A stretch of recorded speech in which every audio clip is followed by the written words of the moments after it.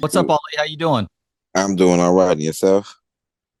I'm doing good, other than I see you with a shoulder sling on. I know that you've been dealing with a shoulder injury that may or may not be partially the result of you constantly toting luggage around this country and performing stand-up. Did you hurt it further? Did you get some surgery? What's happening there? Yeah, sports injury. I just had surgery on my shoulder last Monday. And that's about it. Oh, Did man. you hurt it boxing? How did you hurt it? Surfing. Surfing? Mhm. Where were you surfing? Cabo. Mother Nature will check you back into place in a lot of ways, and that is maybe best exemplified with just how quickly the ocean will show you who's the boss. Yeah, very, we think that we have conquered things. No, nature's still the number one predator.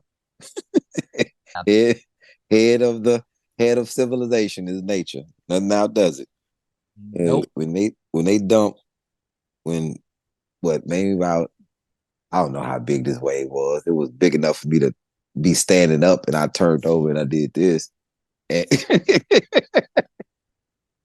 and it's like if they let me tell a story, I'm thinking at least 800,000 pounds of water crush me into the sand. Um, enough to cause road rash. Oh my Like God. yeah, but it was way worse than that. It was my arm was like pink. It was sandblasted down to the white meat. That's how much force a wave has. You know, and it probably could have been worse. But it broke what it broke, and it and we move on. My rib still broke, so that's one of the things. Oh. Um, yeah. The one time I ever surfed and actually got up was in Cabo. It was on the Sea of California side of things, and we were just taking lessons. It was easy. They were pushing the board, and we were just having to figure out how to get up. But even the couple of times I fell and not having waves crashing down on me, that didn't feel very good. So I can only imagine. Look, you've been through a lot of stuff in your life. That still has to be really scary to be pinned down and just scraped across the ocean floor by like that by that much water. It's weird. So now when I tell the story, it's great to have a mixed audience because black people like get out of here. White people like what happened? Look at that. Look at it. And Mexican people like, why was he in the waves in Cabo? It's like it's not even what you surf at. It's the riptides. Like so it's a good mix of people responding, reacting to a story thing. Because I know people wanted to think I was fighting or it was something to that nature. Out on vacation, having what I say, what I don't know if you know J. Anthony Brown, but he's a comic, great guy. I was just in a room with J. Anthony Brown, and this guy asked him what type of material did he have on?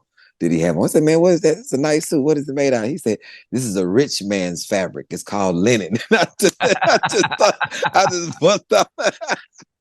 I was like, I had on a linen shirt too. I was like, is it a rich man's fabric? I said, no. I'm like, it's just fabric. But I say, people ask me, man, what happened to you all? Oh, out being rich. That's it. That's what the rich people always get hurt doing something that they don't have to do. Like if it was a job injury, I get it. I have been on vacation for all of July. Like the whole month of July, I went on holiday and I was just out doing stuff. Just doing stuff. And man, people say, "Oh, that's unfortunate." No, I was having fun when I was doing it. It wasn't my first day surfing. This was day four. And I was done. Like it was like this. It was literally like I know how you drown in the ocean, right? Is you get exhausted. Yeah. It's not about the rest of that. You get exhausted, and the lifeguards they like we're not following him. We know he can swim because they knew I could swim. Because the first thing I did when I jumped in the ocean, when I was just swimming without the board, I was breaststroking. So they was like, oh yes, he definitely can swim. Nobody, if I see you freestyling out in the ocean, I'm like, yo, somebody get on one of them little, follow him because he's gonna die. You don't. It's more multiple strokes for a reason. Yeah. So I am coming in. I see my son is exhausted. I say, yo, Hassan, let's roll in. We're gonna go by the pool for a little bit. He goes in, and when I'm finally come in, he says, Dad, look. And it is this I looked at the wave. I was like, oh, what? And cause I'm thinking, cause it was stingrays. He had seen all these stingrays jumping out the water. He had seen all this stuff. So when he said, Dad, look, I just turned around and the wave was up there. I was like, oh, and I couldn't, it's on the crash line. Like when a wave crash, I'm like, I'm trying to get out the way. No dice. And it's like I'm being drugged. And I heard like a bag of chips, like somebody crushed a bag of chips. And I said, oh, my neck is broken. It's definitely broken. I was like, my neck is broke. It's definitely broke, right? So when the wave crushed me, I hear all the cracking. And then the first thing I'm like, yo, is if it messed me up, I gotta get to my son. So I come up and I'm scanning, looking for my son on the line where I'm at, and I know I can't move my arm. I know for facts my arm is because I turned that way and my arm didn't turn. It was like, no, I'm not going with you. But my son is already on shore holding his board like, hey man, what's going on with you? Like, like what's happening? Like he's looking like, man, I'm oblivious to what's happening. But I know one thing, it wasn't a lump in your. I know when I looked at you when you was out there, it was no lump in your shoulder. Oh. My clavicle is separated, like it's totally separated, right? Is it close to And piercing skin? yeah, it's there. Oof. It's totally separated. And it was a couple on the beach, and I'm running past them, and I knew how bad it was. Like, oh my god, look at his arm, and I'm like, you try not to listen to the commentary. I'm just get to where you need to get to. And man, when I saw my mom, I'm 50, been through a lot in my life. I'm a pretty rugged dude, but as soon as me and my mom made eye contact, I'm 7. I'm 7. I'm screaming. I'm just trying to get to my mom. To my mom. I'm like, yo, I don't know what's going on this side, but I know my arm can't move. I told my mom, my neck is broke for sure. And I'm definitely, my body is hot. I don't know what's going on with my body. Well, when all the dust is settled and everything is done, my clavicle is separated, my shoulder is separated in other parts. 2 of my ribs are broken, 5 and 6. And the only thing I was wrong about, my neck was not broken. But everything else was. If there's one part to be wrong about, I guess it's that though. It was Well, crazy. And so it's funny. It's funny that you see your mom and you see the look on her face, and that's what triggers you. Because we as parents, and you and I, the last time we talked, had a long conversation about parenting, and may talk a little bit parenting later on. But one of the biggest challenges with parenting is that when you see your kids suffer a spill or get hurt, to try not to overreact. Because as soon as you go, or as soon as they they see your eyes get big or that concern on your face, it makes whatever their response is 10 times worse. 10 times worse. Because my mom was trying to hold it together. I was like, yo, listen. And I'm still trying to quarterback plays. You know, my son's there, my little girl's there. Still trying to get them to say, but it was, man. And when people say things to you when you hurt that you think are crazy, so the lifeguard was assisting me. He takes his shirt off and he ties his shirt in a knot and he puts my arm around my neck in the shirt. He's like, yo, you just gotta hold your arm here. This white lady in this leopard bikini, she had a big bag of ice on my all my ribs and my sternum and everything, right? And they get a wheelchair, they bringing me up, and I'm like, yo, y'all can take me to back where y'all ain't gotta take me by the pools where everybody's at, because we on a resort, like everybody's there on a resort having fun. And the guy, he's bringing me up in a wheelchair. He said, man, you're gonna be totally fine, man. Separated shoulder happened to me a lot. I used to be a bull rider. Has nothing to do with me right now, sir. Like totally different sport. Um, I, hey, I don't want to hear what's happened to you in your life. I don't care. Very supportive guy though. Checked on me every day because I didn't leave. I didn't leave Cabo after that. It may have happened maybe our second day there. We got Mm. 5 more. It's 5 more days. I'm here, and um, they get me to the emergency room. They put me in a sling. They give me medication. They did everything but check my ribs. They did everything but check. I didn't find out my ribs was broken until I got back from Utah. Like I flew back to Houston after the 5 days. I was I was in town. I went to get X-rays. They said they were gonna give me the results in a couple of days, but I flew out to go perform in Salt Lake City Hmm. at Wise Guys. So I'm at Wise Guys and I'm fresh on the breaks. Like everything is still fresh. But in my mindset is this: people are like, man, I don't think you should fly. I flew from Cabo though. That's the only thing is that I flew from Cabo. So got on there, I did the show, got back. They ordered me to get an MRI. They need to go deeper.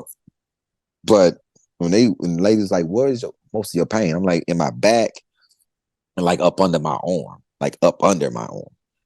And she says your ribs are broken. And I said the craziest thing because you forget.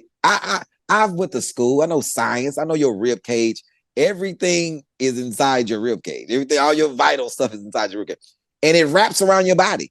Yeah. I said, that lady said, I said in my back, I said, white ribs. oh, oh. I'm assuming that you're the intelligent man, that you know they wrap around like, you know something? You right. But what is this up here though? What is this hurting? Oh, that's your chest and your sternum. Yeah. It's bruised, like severely bruised. Like it's when they showed me my X-ray, it's so much cloudy stuff in there. Like, oh, that's scar tissue. Those black spots, those are the breaks. Like I'm like Curtis Blow. These are the breaks. Yeah, these are the breaks, sir. And I had some pretty good doctors, and I know my doctor. My doctor looked old on his my chart because I kid you, the picture so small, you really can't see it. Oh, but he's a very fairly young guy, real with the times, and I know that he's with the times because I walked in.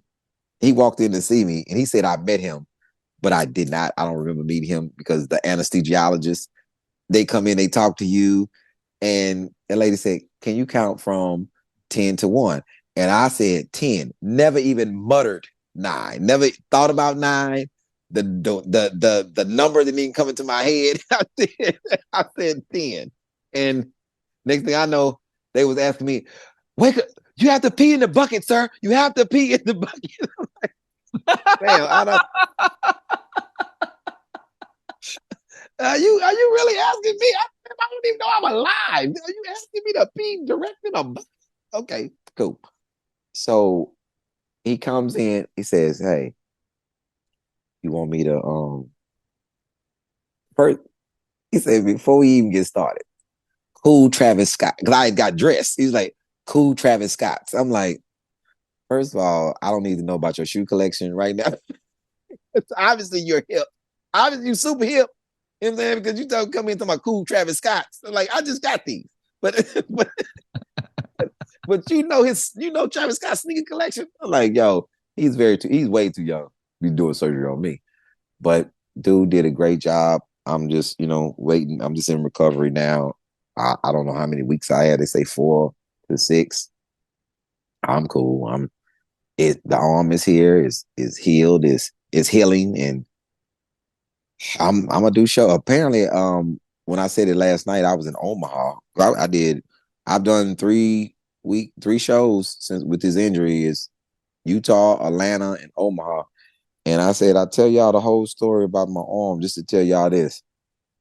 This is what addiction looks like. Because if I wasn't addicted to doing comedy, if I wasn't on this, I would just take another 30 days off. And I'm like, I have to be on this stage. And it's a weird thing that the more things happen to me, the more stories I tell, the more, and I think the better I get at it. Because that's the thing about being a storyteller. You always want to increase your skill set and see how many different types of stories you can tell and different paces of the story, then and make jovial things that sometimes, these are the things that people go through that send them into depression or send them into addiction. I'm not taking the pain medication like I should, because the opioid situation, I don't want to get, every time I feel pain, I go to the pill. So I may be taking 6 pills, and it has to be excruciating.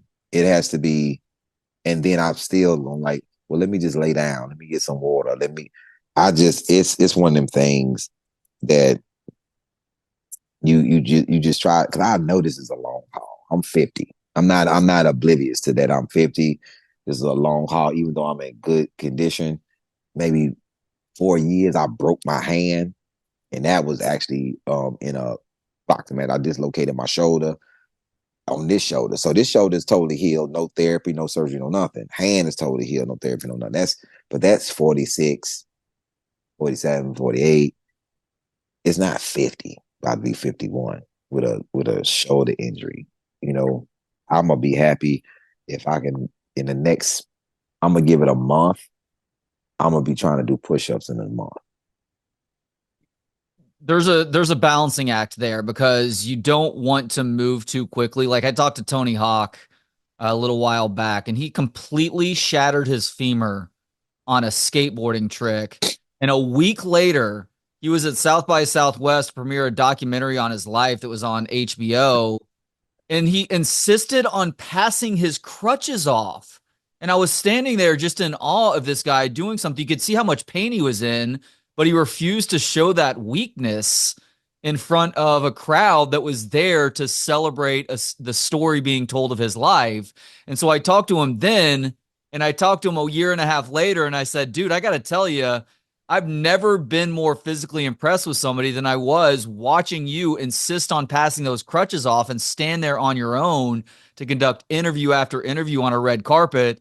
And he was like, yeah, let me tell you, that was stupid because the doctors told me not to do that, and it set my recovery back by this much. But it sounds like you're being smart about that, and you're going to make sure that if there's some intense level of pain as you're starting to do push-ups, you have to push through some pain. But if the pain is too intense, you're like, all right, maybe I need to wait another week or so, or a You know, couple when weeks. I say push-ups, my goal is 2. Yeah, It's not 10. It's yeah. 2. And it's the I had this sling on, because at first, the first 2 weeks, I wouldn't walk on stage with it. And this is when I'm in the most pain.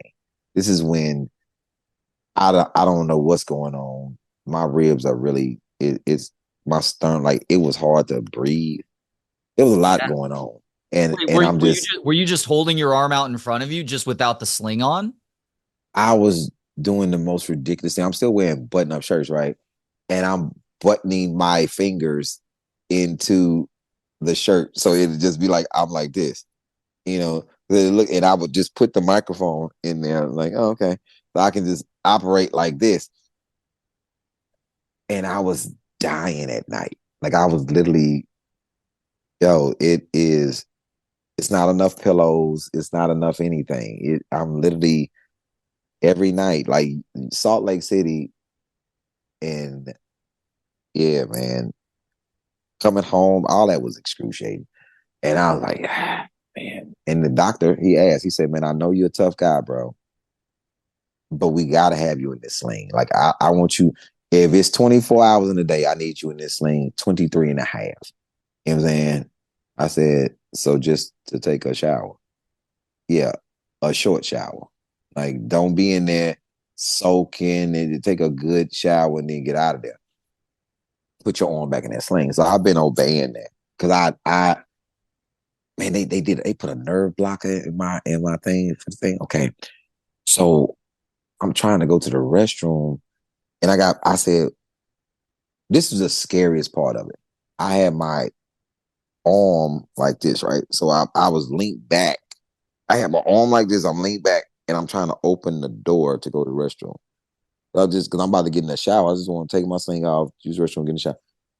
When my arm dropped, like I couldn't feel it. My arm dropped, and I just knew something heavy had just went, and I caught it.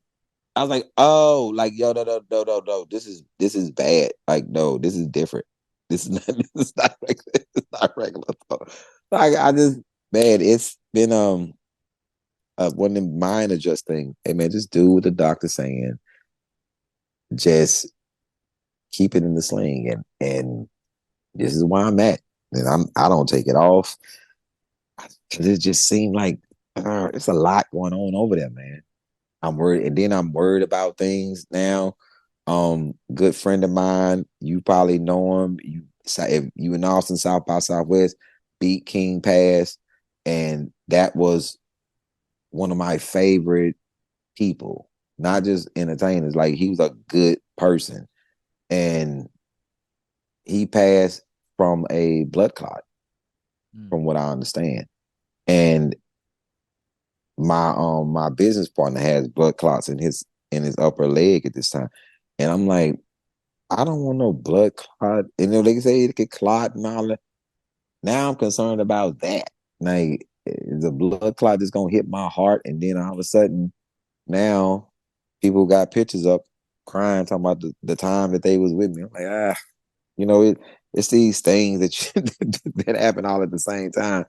I woke up and Donahue died. I'm like, man, what is going on? I'm like, I'm definitely on the countdown somewhere. I'm on somebody's list.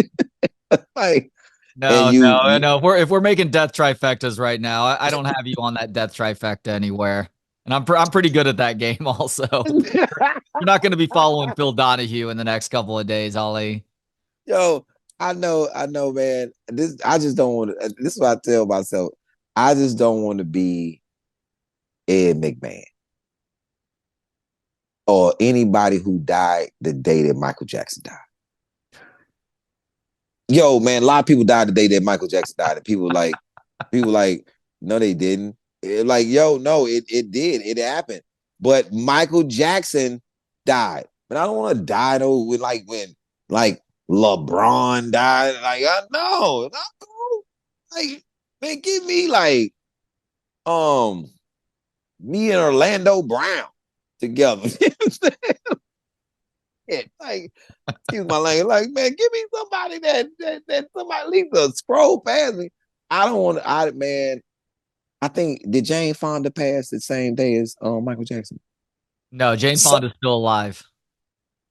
who is that passed with Michael Jackson? If it's so many, because I went back and looked, it was like some other famous people passed when Michael Jackson passed, and I was like, not even their families, not even their families is bringing it up. Everybody's talking about Mike. All right, who else died the day? Oh, you know what? You were close with Jane Fonda. It was Farrah Fawcett died the Farrah same Fawcett, day. that's what it Yeah, was. And I love Farrah Fawcett because I knew it was somebody I like. I yeah, love Farrah Fawcett. You know what I'm yeah. saying? I love Farrah Fawcett. That's the big, Farrah Fawcett was everything. So Fellow te- Farrah fellow Fawcett, Texan, fellow Texan, by the way. yeah, man, how do you die the same day as Michael Jackson? And like, it was like if Elvis, Mike, Prince, Madonna, like you die and be at the same day as Beyonce, you can wrap it up. Nobody's gonna know. No, like nobody. They No, were like, yo, Ali died the same day as Beyonce. Like, no, he didn't. Ali's still alive. No, Beyonce. He's not.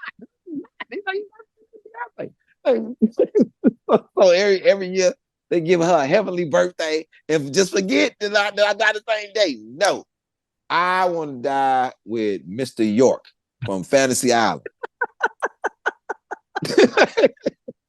Like, yo, the plane. Give me somebody. I wouldn't even want to die the same day as Bob Barker. That's Price is Right. He still trump you. He still trumps you. yeah. Yeah, you want to avoid the icons. By the way, I have to congratulate you for the Domino Effect. All four parts are out now. Now, I have not watched part four just yet. I watched part three this weekend. Here's how good part three was, Ali. I, like you, am a native Texan. I grew up an Oilers fan, so we're of similar ages. You're just a couple of years older than me, but I was still a big Oilers fan whenever that Buffalo Bills game happened.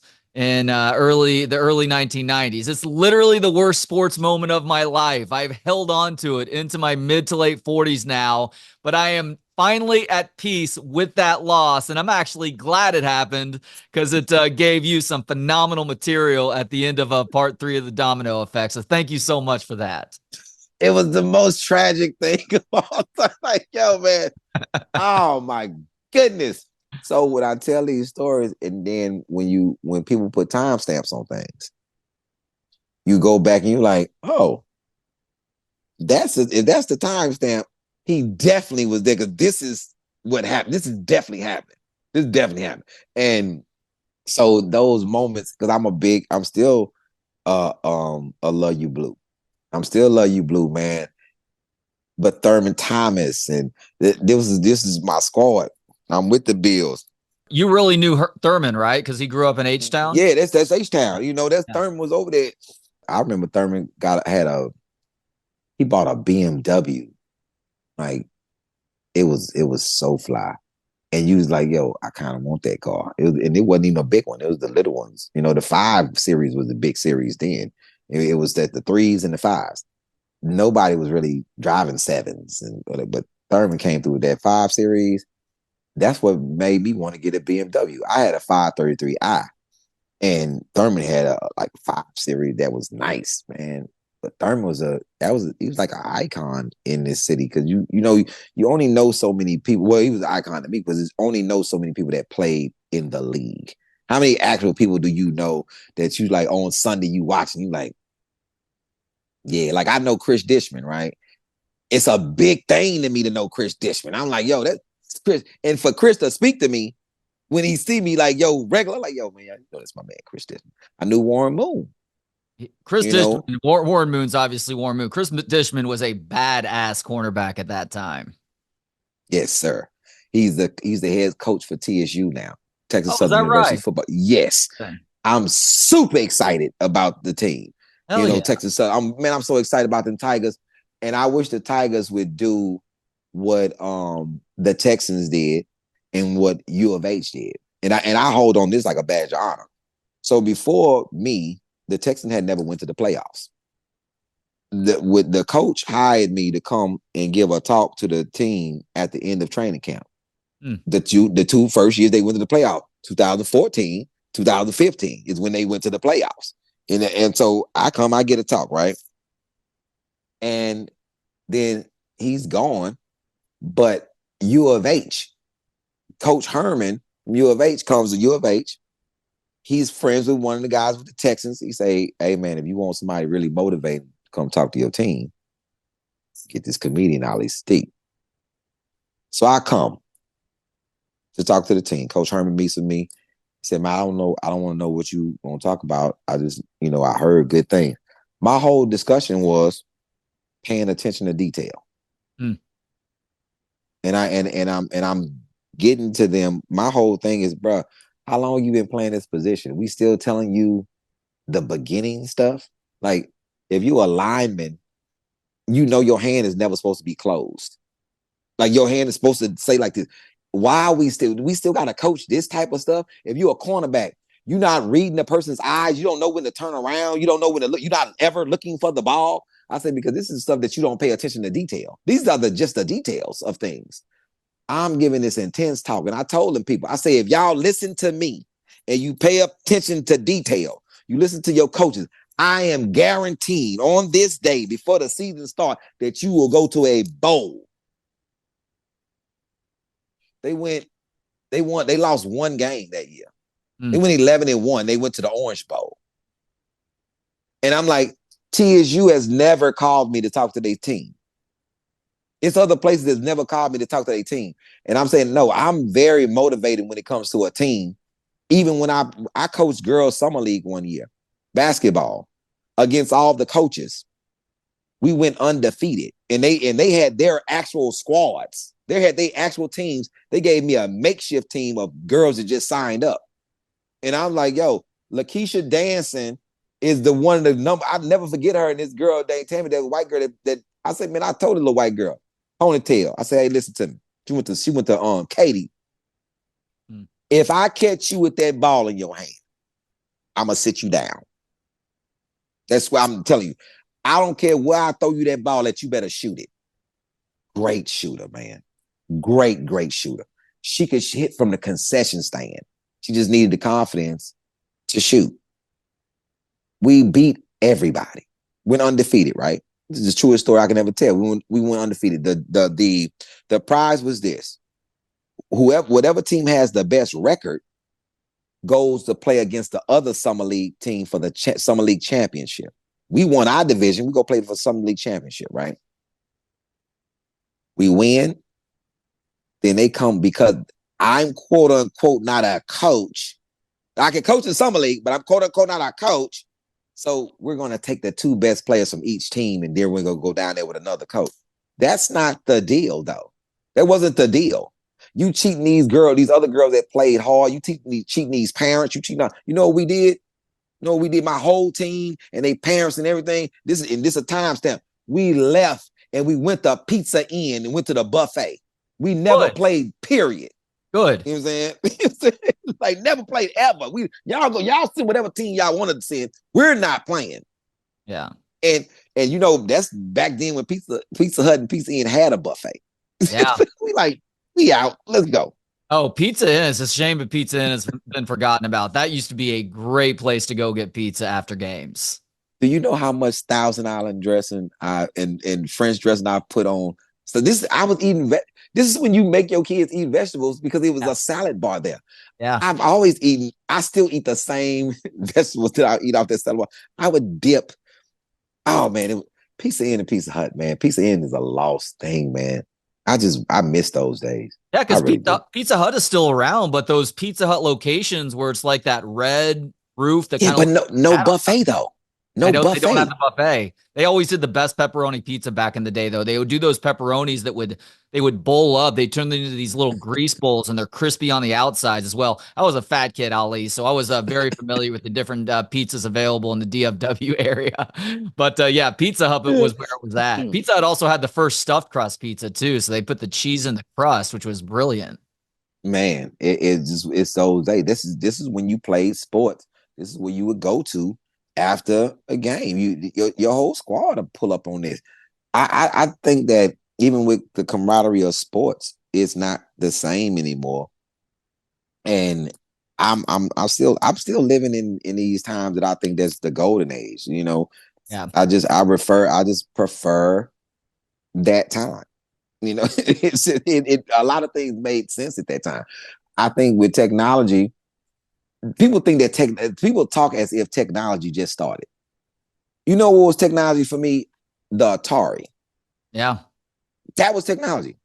I'm like, okay, so I don't have to walk down to the store to play this big game anymore. I can put a cartridge in. It's like I can do this. Sega Genesis, ColecoVision, Atari. Yeah. You know, this was technology. You know, so I don't know about these new games, but I know I like the old stuff. Galaxy, Pac-Man, Miss Pac-Man is gonna always be a staple in my life. Everybody in my family play Miss Pac-Man, even the new kids. Like it's still a Pac-Man war to go on around here. That's great. I'm the new video games are so detailed now. It's crazy. Like I liked playing the football video games back in the day. Played the original Tecmo Bowl, running 99-yard runs with Bo Jackson just to see if you could do it. Getting LT, blocking extra points or field goals all day long. And I would play, like I played the college football game on Sega Genesis, and gradually those games, they got too complicated. Like I can't play them anymore. There's just too many button combos. I'm like, I want to keep it a little bit simpler than this. And I think that's indicative of technology on the whole, where not only is it just grabbing every little bit of your attention, but it's also in your face at all times too, if you allow it to be. I mean, look, there are plenty of challenges with parenting in 2024. The biggest challenge is to keep your kids from looking down at a screen 24/7, to keep them present in this world, to be bored at times so they can figure out their own fun that doesn't have anything to do with the screen. And in the process, they will likely become more creative little problem solvers that grow up to be adult creative types and problem solvers too. Yeah, like, you know, my kids, I still make my kids garden. I still grow stuff. That's You know, awesome. that's this is one of these things. And this like people say, what's the big thing about the success of Domino Effect? I think I'm one of the people that didn't believe that everybody has a short attention span. I'm just one of the people that just I don't think that every single person wants everything microwaved for them. So even if that's the case, why how did people sit down and watch Game of Thrones or House of Dragons or any of these things? So I decided I was going to do long form, and it's just like when I answer a question. If somebody's ever watched me in an interview, there's no short answer to any question. It's going to because it's more because I'm leaving too much out for your own imagination when I can just tell you. You're like, well, what happened right there? Well, I'm gonna tell you.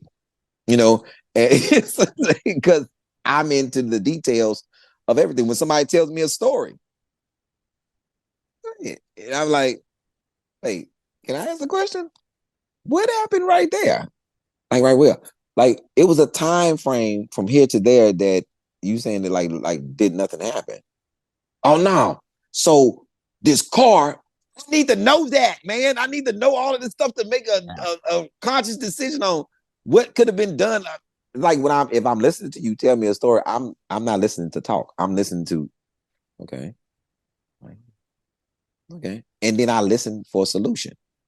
I'm not a gossiper, so I don't. I if you're telling me something, it has to be a point. I'm like my grandfather, maybe I'm like a grandmother. My grandmother, you couldn't come and be like, Grandma, I got to tell you something. Then you start talking and she's trying to still figure out what you're trying to tell her. She's like, at some point I'm gonna get on board with this story. At some point you gonna have to let me on board. And I'm like, what does that mean? You haven't got to where it's about me yet. Grandmother, I need to tell you this story about what I found this money. Now my grandma like, and what happened then? So that's the you're gonna have a really good time with Domino Effect 4. And I'm gonna be honest, Domino Effect 3 is my favorite. Like it's literally my favorite part of so it's my life from 10 to 25. Yeah. This is my favorite. Yo, I can't even understand why I'm so engulfed with this part because I watch Domino Effect 3 as if it's not me that like I don't know what's gonna happen, and I laugh out loud. I laugh out loud, like, "Yo, man, he is so crazy. Like, what is wrong with him?" Like, this I'd be saying like, and then I say things like, "What made me even? what made me do that?" Like, I still don't know why I did certain things. Like, I guess this is the. And then I was so nonchalant about certain things. I for the life of me, I didn't think that the guy was talking to me about the slap. It was it was so going over my head. Like it was so going over my head. But you know what makes Domino Effect 3 so good to me? That then you'll understand Mexican got on boots. Why I'm so oblivious to think like I don't know that this is like I'm like it has nothing to do with me. But I'm learning and I start certainly learning like everything in here affects you like the military. Like being in your house. Like if you it's so many effects. Like I've been punished for other people's things. You know, I've been maced and gassed and I wasn't doing anything. I'm here. So my understanding of, hey man, no matter what goes on, it still circles back around to something that's going to affect you. So you can't be this oblivious and this unconnected and don't say anything because at the end of the day, you'll still be judged on if you said something or not. So you just let it happen. And I feel a sense of responsibility even in society like that. Like I'm not gonna let somebody do something to you, Trey, and I know I can stop it. I know I can be the voice of reason, or I can physically put myself, or I can say, you know something, man, get behind me. Now, y'all, the only way to get to him is through me. Now, if you put yourself in that type of situation where it's so dire that you gotta do this, and knowing that it's a consequence with me, then so be it. Comedy, I'm gonna put myself, Trey, I don't know if you have insurance or not, but let me tell you what never to do. Never look for insurance on your own. For some reason, you can't call these companies no more on your own. It's like United Healthcare doesn't have a phone number for some that you can find until you yeah. So then you just ask one time, hey, I'm looking for insurance. And then 90,000 insurance agents call you. Even after you say you got it. Even as you say, oh, I found something. What did you find? Hey, man. So I've and these scam calls have gotten they've now when the scam calls have names, like this said, this may be Teresa Johnson. I know I don't know nobody named Teresa Johnson. I know what she calling for. It's a scam, and she wants to talk to me about insurance, and I already have insurance, Trey. So Yeah, the, it the it name the name shows up above the phone number like she's in your phone, and it's like this. I don't know who this person is, and then it's a scam call. it's a scam, and then you answer, hello. This is gonna be. Oh, I'm done. I'm done. I'm done. I hate them. So, um, in comedy, it's a lost art to speak up for somebody. Hmm. Hey, promoter, hey, GM of the club, hey, whatever. This is a good comedian. I'm not asking you to skip any steps with them. I'm not asking you to put them on a large platform. I'm asking you to give them an opportunity to perform in your place.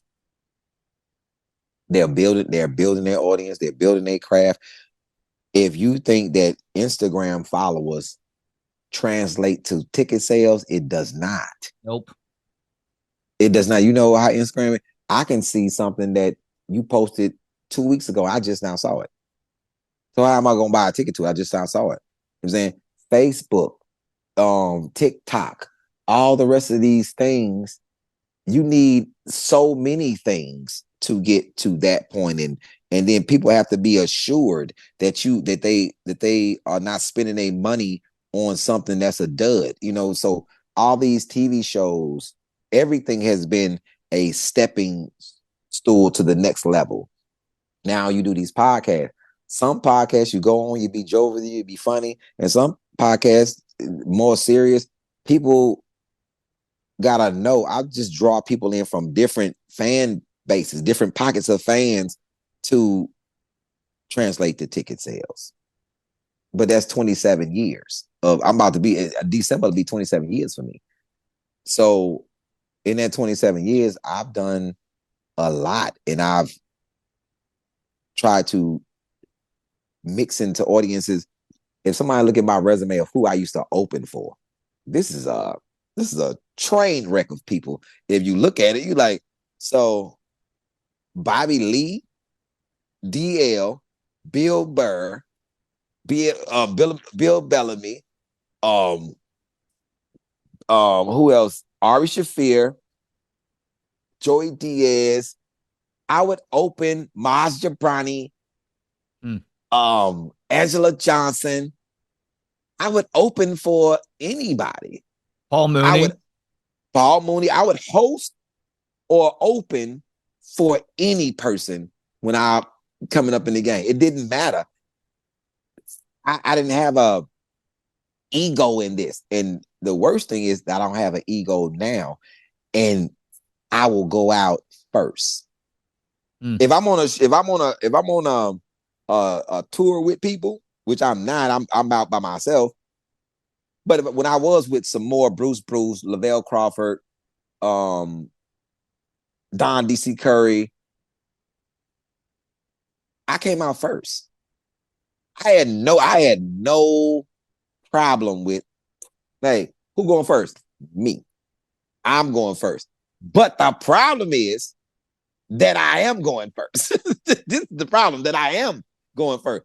Now people don't want me to go first. They're like, what? Why is he going first? Like, because now there's no cheat code no more. Ali is first. Oh, Ali finna walk out and do a 25-minute story that's gonna be captivating. Everybody else got to level up now.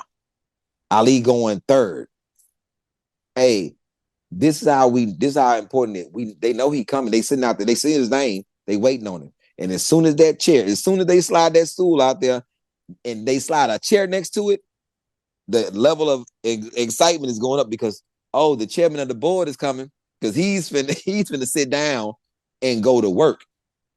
I am excited about that part. And put me on any of these shows with anybody. I'm like, feel free. Feel free to. Like, because I know I'm not coming to step on nobody's toes. I don't care how much time they give me, Trey. I'm coming to do whatever that allotted time is, whatever position it is, I'm coming to do it. It's like, you think Jerry Rice cared about how many receivers Frisco got? Yeah. Man, I'm Jerry Rice. And I'm Montana gonna throw it to me, and Steve Young gonna throw it to me. So it's who else coming across the middle? Because I'm coming across the middle. so, so I don't care what y'all doing. I'm like with the Oilers. Who did that with us? Givens. Remember Ernest Givens, Givens? electric Ernest slide, Givens? baby. Oh man, come across the middle. Like, Yeah. hey man, I'm coming. Hey, I don't care who's in there. I know Lawrence Taylor's in there. I'm still coming across there. I'm gonna have a concussion, but I still caught the ball. So that's the thing. You got Yeah, to he be. let Haywood Jeffries look pretty hanging out on the sidelines with no thigh pads. Ernest Givens was making that sacrifice to make those catches over the middle. You're right about that. That's the thing. He come through the middle, and it's everybody in there gonna kill him. Atwater, Ronnie Lott, LT, everybody trying to kill you is in that middle, and he's still coming across there. That's the thing about stand up, and one of my things with these kids when I talk to these kids that play sports, and I'm talking about any sport and anything that you're doing. My whole thing is this: it's a lot of people do a lot of things for a lot of reasons. Some people go, they want to be in the league, and that's their goal. Just to make it to the league is enough for them. Yeah. Some people get in that league and they want to be an all-star in that league. Perfect. You're going to put a different type of effort because you want to be an all-star. Some people just want to win a ring. I just want to win a ring. Whatever it takes, I just want to win a ring. You're going to put a certain type of effort into that. But it's a person that got into that league and from the jump street, they've always played for a yellow jacket, which playing for that yellow jacket got them the all-stars, got them the ring. You know what I'm saying? Got them the prestige they need. And if it didn't get them one or the other, it got them what they desired, that yellow jacket. Because there's people that without rings that will be in the Hall of Fame in places because of the effort and the dedication that they put into in their position. In their position. I'm not going for punting. But if I'm the greatest punter of all time, if I put in that work, then I'm going to the Hall of Fame for punting. I'm not going as a safety. You know what I'm saying? So that's the thing as a comic. It's hard to sometimes continue to play when you achieve goals that you wanted to achieve, but you still going for other things. Man, I just got inducted and put on the Wall of Fame at the Comedy Store in LA. Oh, congrats. That's a Which huge is honor. which is like you just said, it was a huge, but it was, man, how you get that work? Like constantly working. It's not, I can't give you one thing I pointed to and say, oh, that did it. No. The work, effort, and sacrifice, and putting in the time and the reps and going to open mics and talking to comics and constantly reinventing yourself and constantly redoing things. And not settling, and people think that I'm being some sort of way when I say this. I'm dead serious. Hey man, you're a great storyteller. I said, man, I'm just trying to get better. Hmm. Oh man, you out? No, I'm not. You think that. I don't think that. I'm thinking after Domino Effect 4, what's the next series of stories? The next thing, man, you did something nobody ever did in comedy. You put together a series. Okay. They not gonna give it to me like that. Somebody else is gonna come along and do a series that's not as the same, but they may have more cachet, and then they'll say that's the person that started the series of things.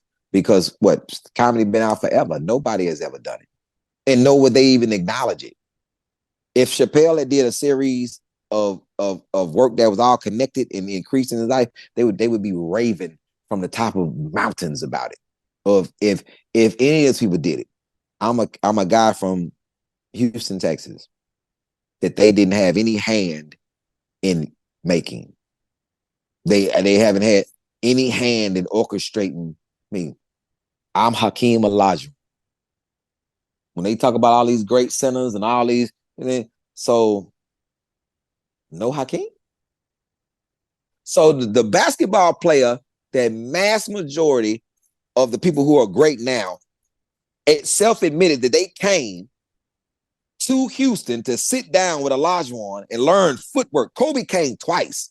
You know what I'm saying? Everybody that came, like, I need, people don't realize Kobe's fadeaway is only the dream shake. It's only the dream shake. He came to, so they will lame everybody else, but not the dream. What are you talking about? But I get it. But I get it. So, Well, and to your point of taking an unorthodox path, Hakeem started out as a soccer player and a soccer player. goalie in Nigeria before he ever picked up a basketball. And so that, in a major way, actually helped to translate that into a skill that was pretty unheard of in a sport that he obviously took by storm, first as a collegiate at Houston with the Cougars, and then, of course, eventually with the Rockets and leading them to those 2 titles. Yeah, that's a major thing. When David Robinson said, I was trying everything. He had, I've never seen none of these moves. Not one of them. It's like, and you know what I say when people talk about that thing, and I say I wanted David Robinson to say this. And mind y'all, let's make this a point. He was fasting. We had a daytime game. He was fasting and he wasn't drinking any water. And he was punishing us. Like he was literally punishing us. And you know those games, this is the funniest thing in the world because Calvin Murphy, my son is on Calvin Murphy's drum line, on his drum team. Calvin Murphy marching thunder, right? And Calvin Murphy said, I'm gonna tell you what's crazy. Hakeem's brothers was frying fish in the hotel rooms when he was breaking, when he was getting ready. So when he break fast, they would have food ready for. They frying fish in the hotel room. And they 6'8", 6'9", 7 foot. Like, and he said it was insane to me. So now watch you think of like a Calvin Murphy. Calvin Murphy had hit the most consistent free throws of all times. Of all time. He hit the most consistent. He hit the most consistent free throws of all time. It was like 96, 92 or 96, one of the two. Then he missed one. Then he came back and hit another 98 in a row. Like, this is the best free throw shooter of all time. You know what he is, though? He was one of the best batonists. Like, with the baton, he's one of the best people with the baton in the world. Oh, wow. And if he teach that to anybody, like he taught my daughter how to do the baton. Oh, it's insane. And I think it was a clip of him shooting free throws and talking about how he can do the baton. So people are like, well, what did the baton have to do with it? Wrist action. That's why with Dancing with the Stars, most football players and boxers, running backs and boxers, receivers and boxers, they'll win this because of the footwork. The number one thing in boxing is being able to dance, footwork. You know what I'm saying? Everything is footwork. If you doing capoeira, it's footwork. If you doing taekwondo, it's footwork. Footwork is major anything. So yes, people who constantly work on footwork will be able to dance. Soccer is footwork. If you want your male child to be good at anything, put them in jazz dance. Yep. Put them in jazz dance. They're gonna learn footwork. It's not hard. It's not the hardest thing to do. You want them to be physically fit? Jazz dance, jump rope, swim. This would be the most enduring person that you will come across. You're like, why swimming? There's no off muscles in swimming. No. There's no muscles that's off. Everything is activated. Michael Jordan, when he came back from his injury, what was the major thing? They was in the pool. He had to swim. Kobe came back, swim. Hakeem, swim. Jordan, everybody you got to get in that pool. Mm. It's a thing. I already know. This here, I'm going to swim. I'm gonna swim and I'm gonna let that water work. And this time the water gonna have no wave in it. I'm not even going to a wave pool. You know what I'm saying? San Antonio, you won't see me in a wave pool. San Antonio, I'm not doing it, man. I'm cool on waves for like a year. Yeah, that makes sense. Hey, I heard you in an interview with Sam Morrill and Mark Normand like a year and a half ago on their podcast, and you told a story that completely went over their head because they're a little bit young to remember this guy. But were you in prison with Dexter Manley? Am I remembering that correctly? You got a Dexter Manley story? Yes, I was. I was in Torres. Hondo, Texas. Do you tell this in Domino Effect 4? Because if so, I'm not going to have you repeat yourself here. Yeah, don't. It's in there. Okay, all right. People just need to go watch. Start with 1, work your way all the way through 4. I promise you, it is worth the price of admission. He's not satisfied with his storytelling skills, but Ali, you are one of the best storytellers on the planet. So I'm glad you're staying hungry and finding ways to continue to improve on that. Last question now. I really appreciate the time today. I love stand-up. You obviously love stand-up. What do you love about stand-up comedy? The freedom. I know they trying to stifle people, but the freedom of the art. And I love that and I know people going to say that I'm lying, but I'm not. There are no gatekeepers in stand-up. How? If you love the craft of it, how does somebody stop you from doing it? There's gatekeepers on fame, not stand-up. If you want to be a famous comic or you want to be a comedic actor, yeah, there's somebody that don't have a gate for that. But the guy who gets up at the open mic or at the open bar or at the bar show or whatever, nobody's stopping you from doing that. Nobody's stopping you from going on cruise ships doing stand-up. Nobody's stopping you from going to the C-list rooms or the B rooms. Nobody's stopping you from doing that. If you're trying to be the Bill Burrs of the world and the Kevin Harts and the Chappelles, yeah, there's gatekeepers to that because that comes with other things. I think that the comics that want to be movie stars, and I think that too many people are putting this as one thing. To be a comedian, to be a successful comedian, you do not have to have a movie. You do not have to have a sitcom. You do not have to have a podcast. You do not have to have any of this. All you have to do is be a comedian. You don't have to be in the A rooms, bruh. You can be at a nightclub. And I'm telling you from facts. I'm not telling you what I've heard. There are more people in my city that know me from The Horn, that know me from Just Joking Comedy Cafe, that know me from Diallo's, that know me from anything I've ever did on TV, anytime I've ever been at that improv. They still don't know that I for 18 years, I've been doing a show at the improv to benefit the Houston Food Bank. All they know is this. I saw you in the hood at Diallo for 2 years. I went every Wednesday. I got off work. Me and my coworkers would come from work, from the post office, from the bus company, from they would come from the moving company up the street called A Movers. They were like, man, we're coming here. This is cheers to us. And when we got the cheers, you was up there on that stage talking. And we have for 2 years. That's why I came to see you at. I don't know nothing about your career. I don't know nothing about you doing all this other stuff. When I saw this lady told me when I saw you on NBC bring the funny, I said, "Oh, he didn't finally made it." And I said, "Man, I had been on TV for about yeah, two decades before 2019."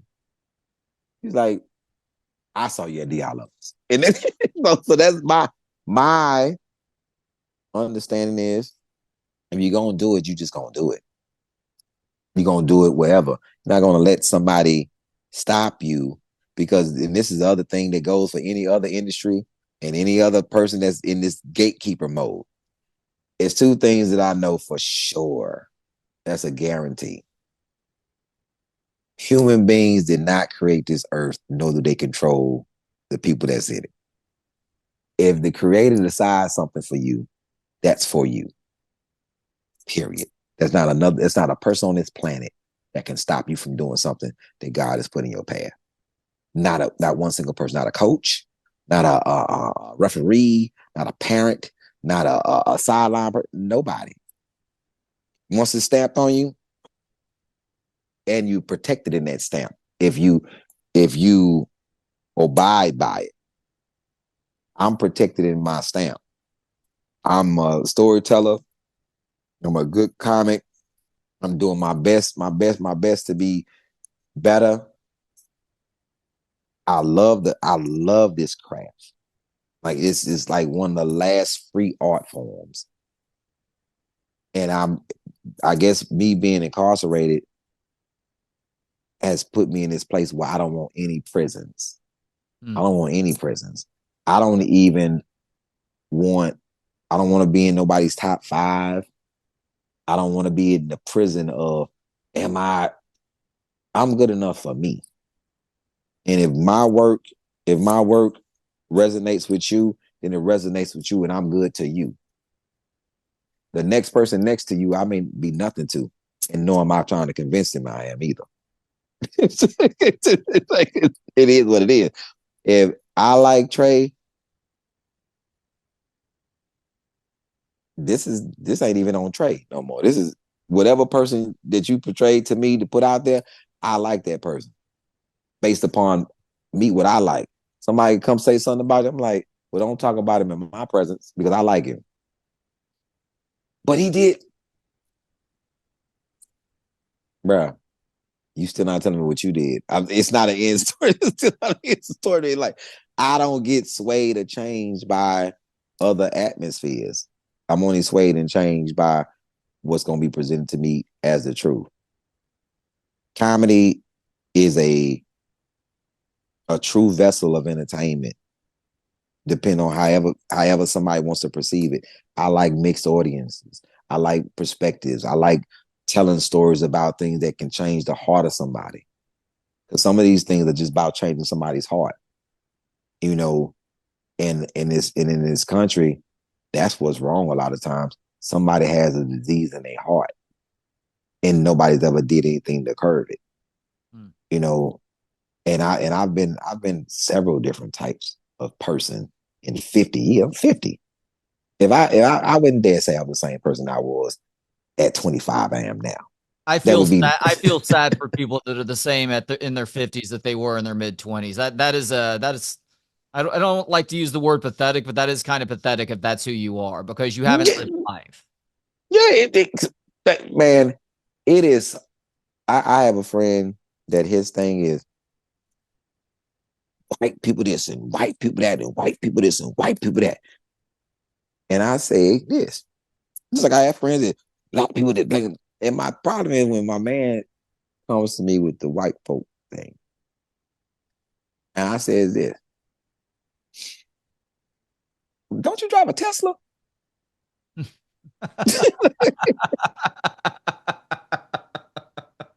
No, do you not drive a Tesla? It's like, honey, what does that have to do with anything? Hey, bro, if I had to call it, if I describe somebody, if I call somebody and say, hey man, color do you think these person in? They live in Katy, Texas, in a very, very nice house. They drive a Tesla and they are an active stockbroker who loves, and I say love with gusto, Shania Twain. Now, I'm going to ask you, what color would you think this person is? If we just going on, just going out there, just give me a color. My brothers live in Katy in nice houses. They don't love Shania Twain, nor do they drive Teslas. But I would still have to guess white guy. I'm talking about black is midnight. And I'm like, yo, man, you can't keep calling me talking about white people. You can't do it. Dude. Like, point taken. Bye. Like, okay, so you still can you okay, so all right. You went and watched Malcolm this weekend. You went and binge watched, you went through all your Black History stuff this morning. You Oh. binge watched. Now you go, hey, bro, and I'm gonna just throw this out there.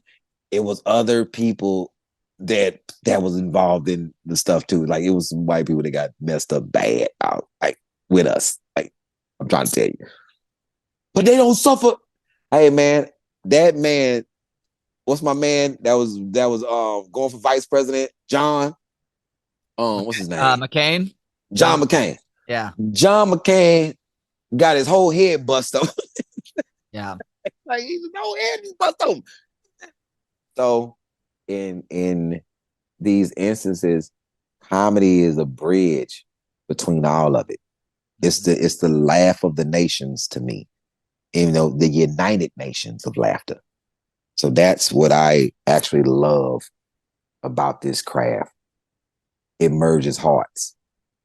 I I, I have laughed the hardest I've ever laughed, man, with multiple people from different backgrounds, different times, different cultures.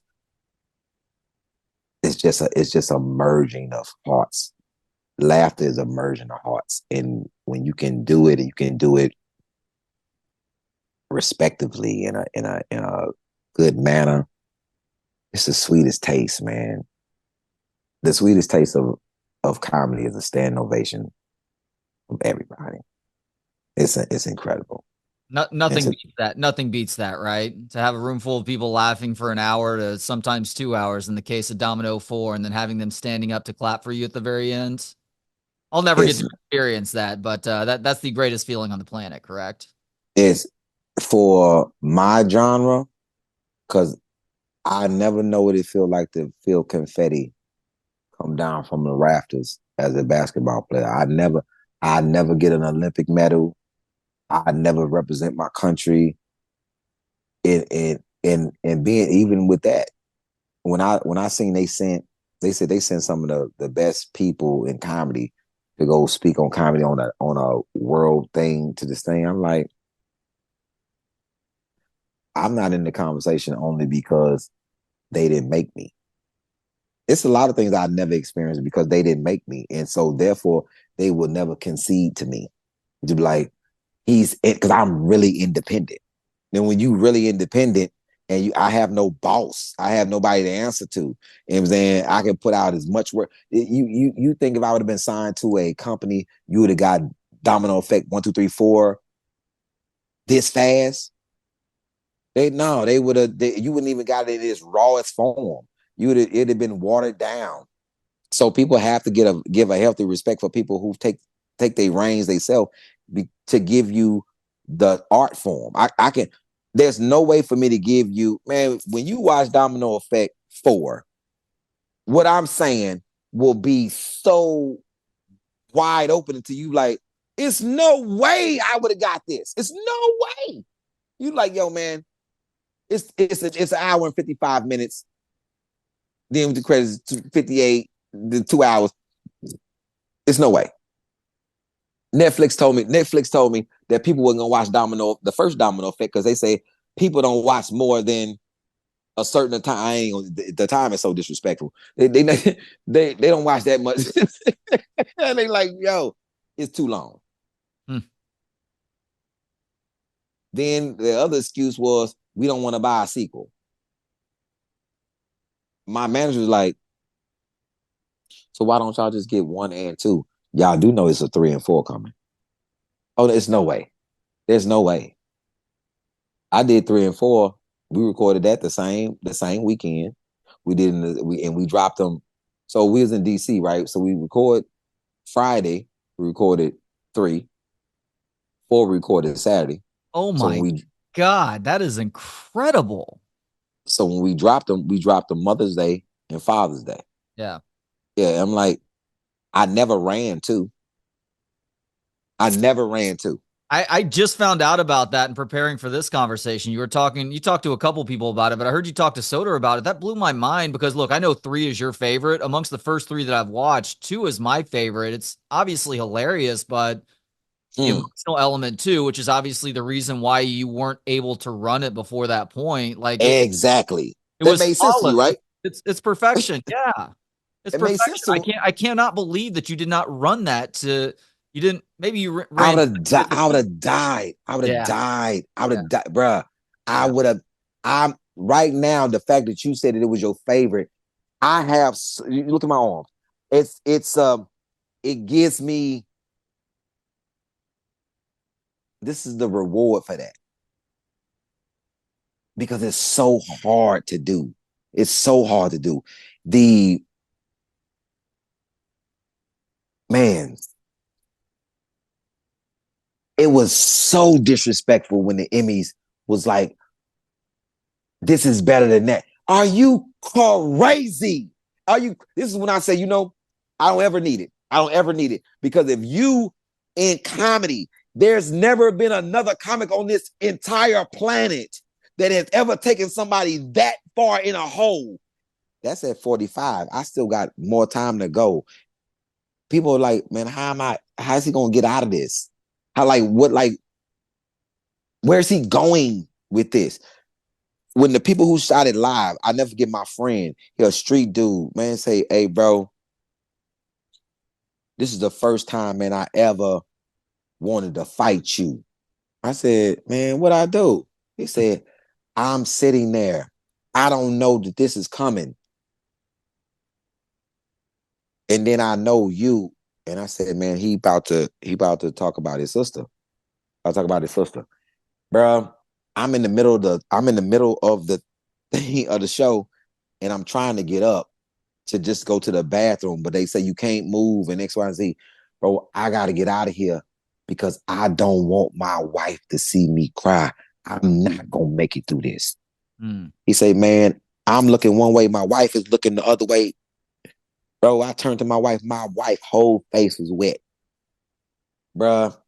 And I'm sitting here, man, I'm crying in my Hennessy, man. I'm trying to drink, and I'm crying. I can taste the tears in my drink. And I said, man, he wrong for this. And I'm trying to figure out, I can't cry for 30 minutes in front of my wife, man.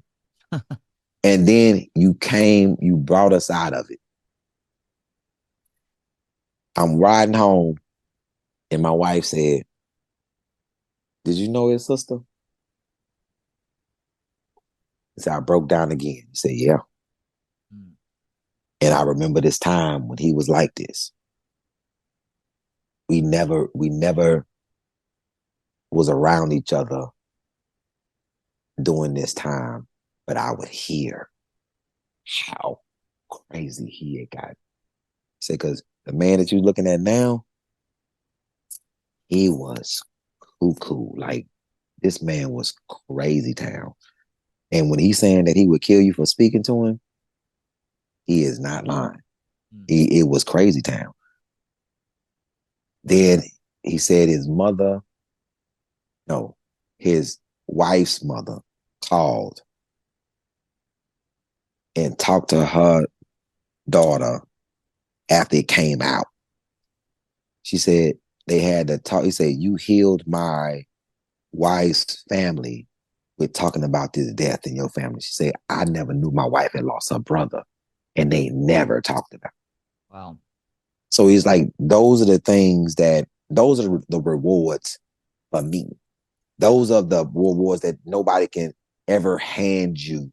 And that somebody tell you that you helped their family, you changed their life because you said something that nobody else would have said in your mind. Like, man, people talk about things in a certain manner, but they don't give you what it did to them, what it did to their family. This was a hard thing for my family. My mother, to this day, I never told my mother Domino Effect 2 existed. And my sister was there.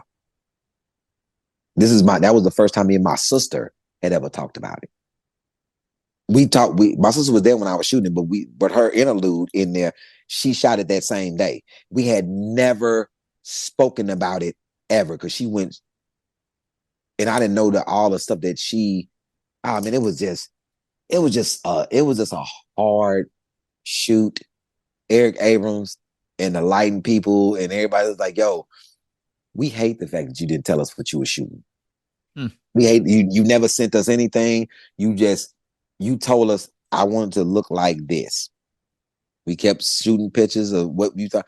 We got that down, but we was in blind. We never knew what we were shooting. You said, hey, I need a light above me, and I want it in black and white. I want it in black and white. And all these decisions, when if people talk to Jordan and they talk to the producers, they talk to Eric, they were like, it was phenomenal to come somewhere not knowing what you was gonna shoot, and then to see it. And we have another. He shot it Saturday. We have one more show Saturday. The 2 hours of prep was us emotionally getting ourselves together to go back in and do this again. Damn. And it was so crazy that people know now. We know that this part is coming, and we still can't stop crying. It's like we still can't stop crying because it's a 8-year-old little girl that this man loves with everything in him. It was the art form of it, the freedom of it. And even though I said it, I'm still not released from the pain of it. I can just deal with it better because it's said and it's understood. But the devastation of it is still there. It changed me as a human being, and I I don't know. never. I don't know if you ever lose that pain either. Like the only thing I can equate it to is if God forbid I were to lose one of my kids in childhood. Like that's something I don't know if you ever should be able to completely release a pain like that. That's something that probably has to stay with you, doesn't it? Trey, you know something that's more devastating than that? I never even. I could have did Domino Effect to the craziest things I could have did because I never said this. I'm gonna tell you. 4 months after my sister passed, my firstborn son passed, and I didn't know. They had buried my son in everything because I was so much of a monster at this time. I'd have killed all of them people if I would have found out my son was back. And his name was Tarek. Tarek is buried up the street from me, where I live at now. He's buried up the street from me in Baby World, right? My sister is buried on the north side of town at Paradise.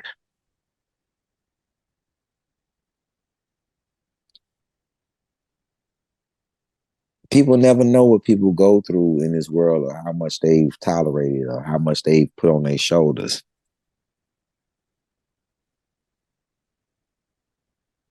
But I drive past my son's. I work out at a spot called Tom Bass Park. Tom Bass Park is on Cullen, down the street from where my son is buried. So I go by all the time. I travel to the north side see my sister. Even though I talk to them most of the time while I'm here, closely. People never know what people go through. But I knew I couldn't live in a thing where I was so devastated that it kept being the only thing. It's one thing about me. It's not the only thing. Your sister passed. Your son passed. So you learn to have a healthy appreciation for life. And I never take it for granted because it's not guaranteed to me. The only thing that's guaranteed that I will pass. You know what I'm saying? So I think about death every morning. First thing on my mind, death, which allows me to live a whole better life than most people. Because I know that I'm grateful for my time. I'm grateful for your time. I'm grateful for the time period because I don't know the day, the hour, the second that is written for me. But before then, I'm going to do my best to be grateful, humble, and I'm only humble when I have to be. Not all the time, because humble sometimes get you looked over. so sometimes humble get you looked over. Yeah. So I got a lot of gratitude about. Oh yeah, man. I'm in a. Even with my losses, even with my follies, I'm having a great life. I'm having a good time, man. And I lived through the surfing thing. My neck wasn't broken. I'm a surf again. But the value of getting the experience and the opportunity is God's grace to just be in a position. Man, I never thought I was going to be from a dope cut or in a prison to, man, I was surfing. Like, what? What? Like, bungee jumping, surfing? You just horseman, you just doing it. You just living your life, right? You like, yeah. I was surfing and then I was making a crowd full of Mormons laugh a couple of weeks later in South Lake City. Crazy. They came. Who thought it? Girls with long dress on, some dude with a weird beard, like cut in the middle. Like, what is that? Why do they cut their beard in the middle? Oh man. Hey. Well, if you're listening right now here in Austin or watching, you have a chance to see Ali, his unique storytelling style, so good, and hilarity as well. He is headlining the Ali Siddiq and Friends show at the Comedy Mothership this Wednesday at 7 p.m. Also, please check out the Domino Effect. You can watch all four for free on Ali Siddiq's YouTube channel. You can get through that through his website as well, alisiddiq.com. Ali, this is the second time you and I have had the pleasure to chat. Somehow it topped the first one. Thank you so much for the time today, and I look forward to number 3. Man, thank you, man. Very, very, very much, man. Thank you, Trey, very much. Thank you for your time. You're still watching or listening on YouTube, Spotify, Apple Podcasts, or elsewhere. I would greatly appreciate you subscribing if you have not already, and do like today's episode. Thanks to Gentleman Jesus for the intro and outro music. Hear more of his work at gentlemanjesus.com.